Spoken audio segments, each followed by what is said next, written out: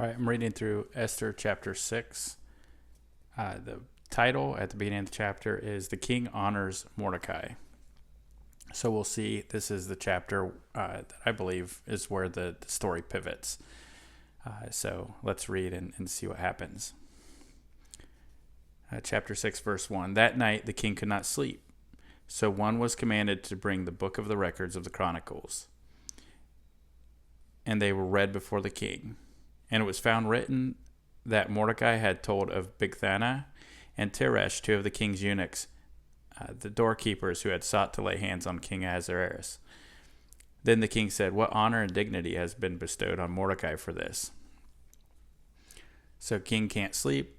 We've now got the Chronicles open, and the king is reminded of what Mordecai did for him by informing on Bigthana and Teresh, who wanted to lay hands on the king.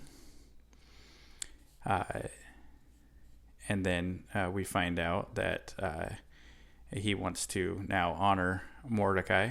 And the king's servants who attended him said, "Nothing has been done for him." Verse 4. So the king said, "Who is in the court?" Now Haman had just entered the outer court of the king's palace to suggest that the king hang Mordecai on the gallows that he had prepared for him. So king can't sleep. It's late at night. He's got the Chronicles being read.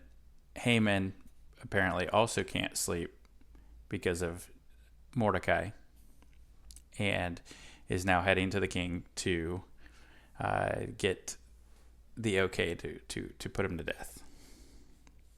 So very interesting. And as I've said earlier, God is not mentioned in this book, but this is a very clear indication of providence. King is coming across a record that was written 5 years earlier about something Mordecai had done that it was never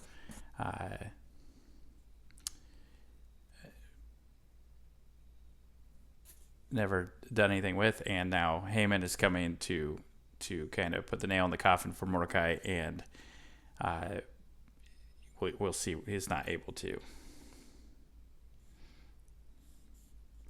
Verse 5, the king's servant said to him, "Haman is there standing in the court." And the king said, "Let him come in." So Haman came in, and the king asked him, "What shall be done for the man whom the king delights to honor?" Now Haman thought in his heart, "Whom would the king delight to honor more than me?" And Haman answered the king, "For the man whom the king delights to honor, let a royal robe be brought, which the king has worn, and a horse on which the king has ridden, which has a royal crest placed on its head. Then let this robe and horse be delivered to the hand of the one of the king's most noble princes, that he may array the man whom the king delights to honor.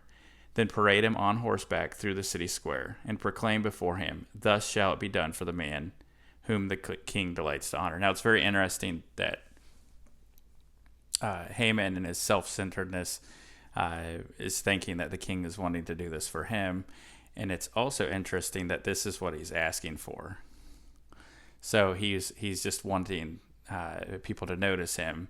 He's wanting maybe to drive the point home to Mordecai that, look, this is, everybody's making a big deal about me, so that it's a matter of time before either you're dead or you're going to be doing this as well. Then the king said to Haman, in verse 10, "Hurry, take the robe and the horse and do as you suggested, and do so for Mordecai the Jew who sits within the king's gate, leaving nothing undone of all that you have spoken."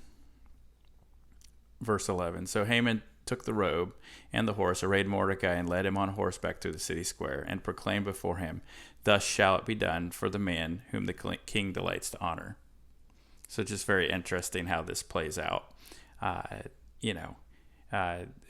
Haman hoping to put Mordecai to death and make a spectacle of him for dishonoring him, now is honoring him through the square. And though God isn't mentioned in this specifically, his providence is hopefully very well seen here. Verse 12, afterward Mordecai went back to the king's gate, but Haman hurried to his house, mourning and with his head covered.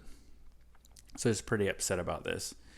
When Haman told his wife Zeresh and all of his friends everything that had happened to him, his wise men and his wife Zeresh said to him, "If Mordecai, before whom you began to fall, is of Jewish descent, you will not prevail against him, but will surely fall before him."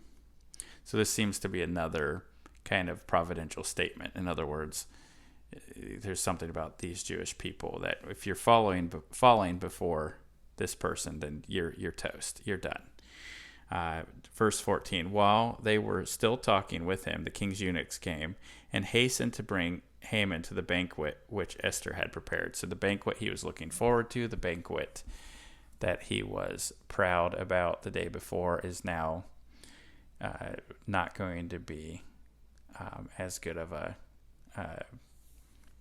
thing for Haman. So we'll find out what happens in chapter 7.